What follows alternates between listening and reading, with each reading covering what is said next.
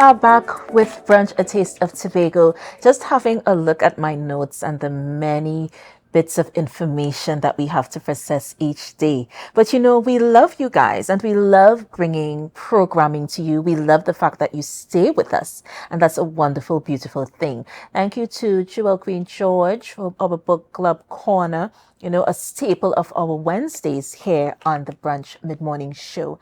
And one of the things that I really need to speak on is the culture of our people. And now, my next guest I'm so proud that he's a son of the soil. He is debuting his memoir. Music Maverick launches debut. Carnival is me. And when you hear that type of topic, you hear that type of resonance, then you could only imagine the love and the passion that is coming into the words as they leap off the page.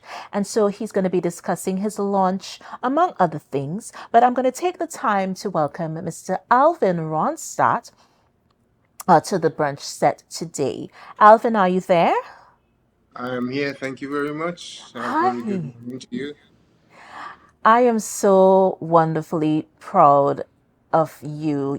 I have been looking on and I consider those people who have braved all the stereotypes and were able to really hone their craft. And for you, it's steel pan music. I mean, you got the chance to really tour so many parts of the world, just showing what your country is all about. And I am so honored that I have the chance to really speak with you. So, how are you doing today, Alvin? I'm fantastic today. I'm just glad to be here.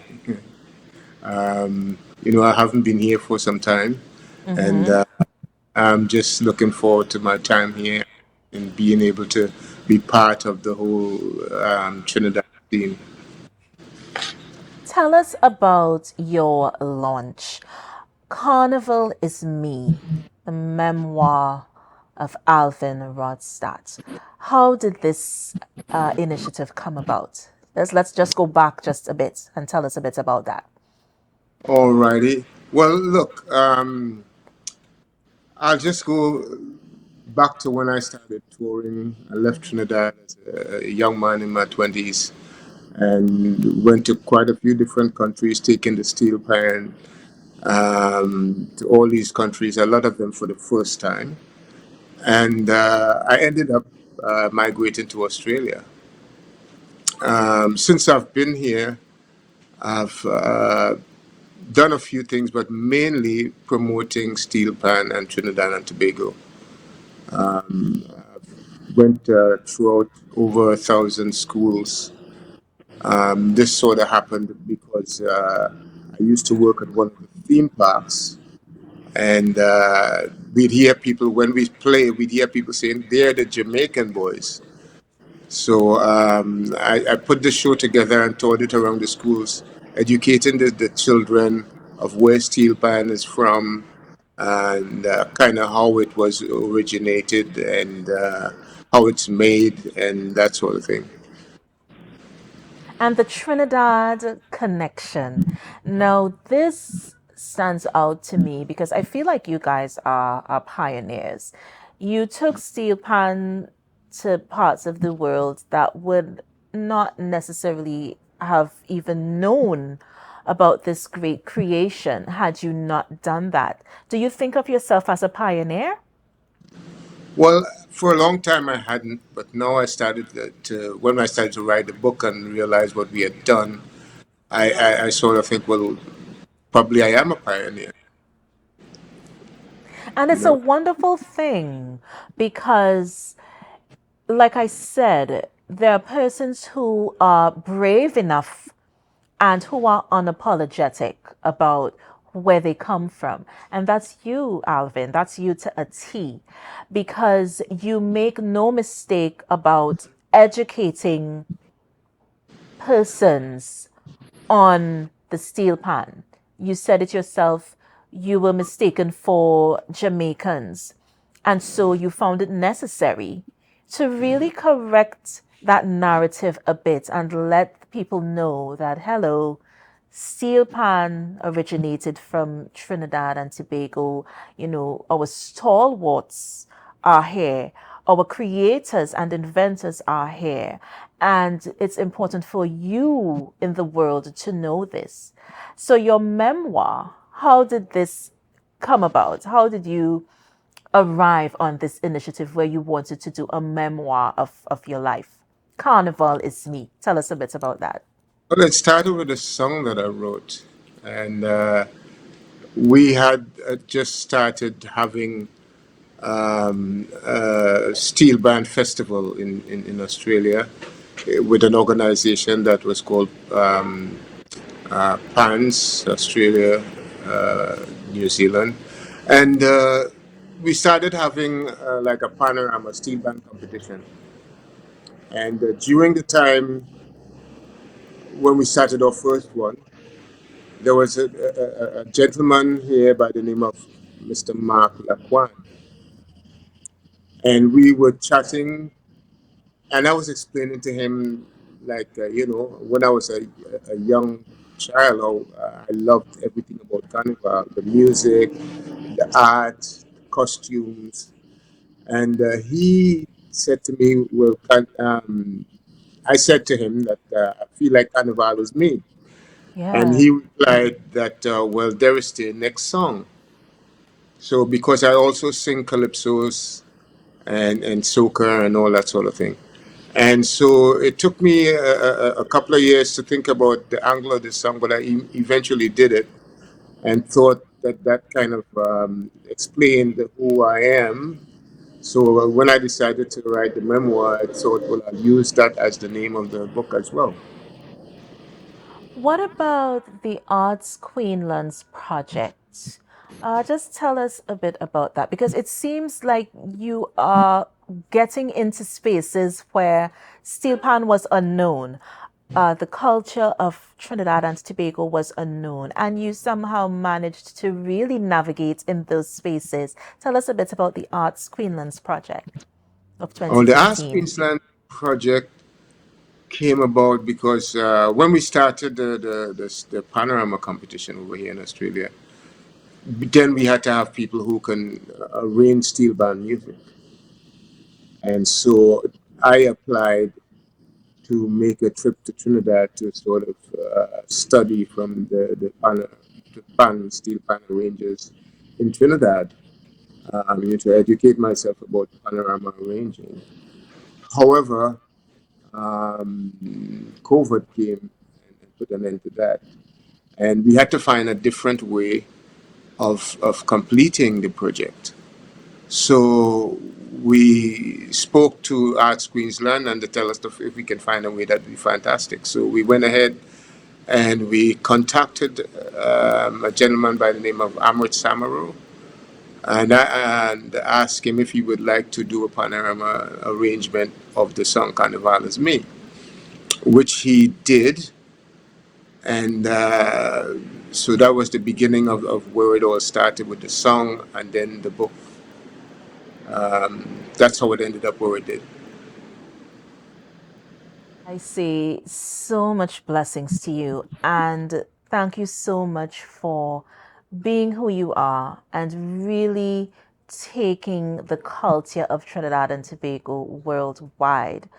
You have been almost everywhere. I did just a bit of research on you and I'm seeing Singapore and I'm seeing all these places. And you know, it tells so much about the human spirit, and we tend to forget about the human spirit of things. And I feel like you are a messenger, like you're a messenger of the culture.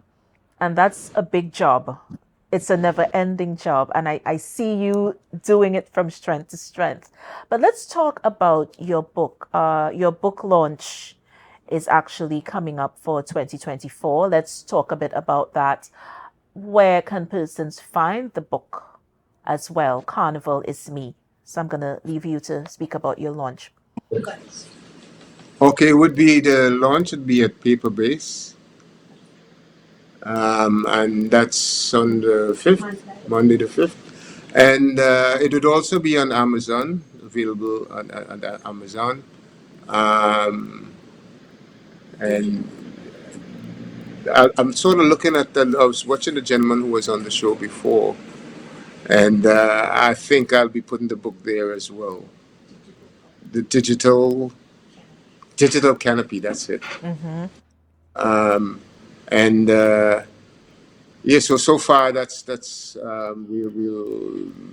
what we've got. We've been also have a few copies that we're going to give to schools, libraries, and that sort of thing.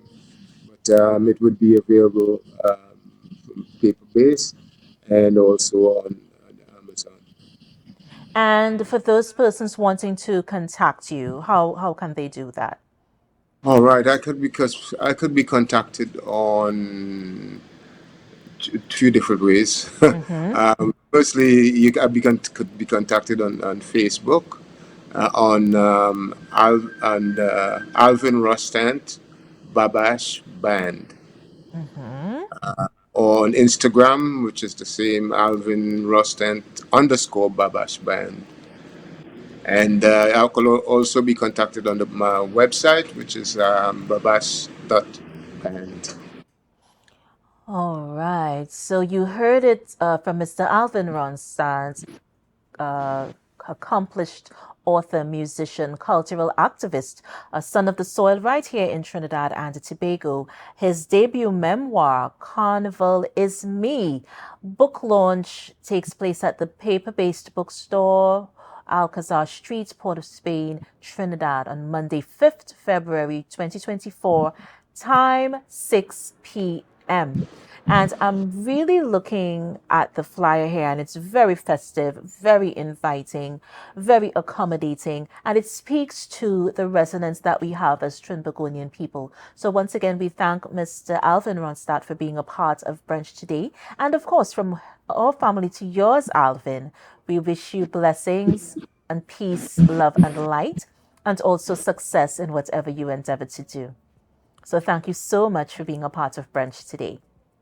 And thank you so much for having me. You're most welcome. Okay, guys, so it is that time. I am so sad I have to leave you, but I'll be back. Don't worry, I'll be back, and you make sure you do the same. This was Brunch a Taste of Tobago, beautiful Wednesday on the island, and we are bringing it to you live and direct. But before we leave you, before we go, our trivia question for today, you know, the white color in the Trinidad and Tobago's national flag symbolizes what? And it's an interesting story here. It symbolizes water. In fact, the red, black, and white, respectively, symbolize fire, the sun representing courage, the earth representing dedication, and water representing purity and equality. And of course, red is the fire and the sun, black, the earth representing dedication, and white, water representing purity and equality. And these words speak so candidly to our existence as Trinbagonian people, our cosmopolitan region, our nature, our history, everything and anything that it means to be Trinbagonian today. And you guys should be proud. So stand tall, go brave, and be a beacon of examples, be a beacon of positivity. And that's all we ask of you. So today, have a blessed one, and we'll see you again for another edition of Brunch, a Taste of Tobago. See you guys next time. Bye bye.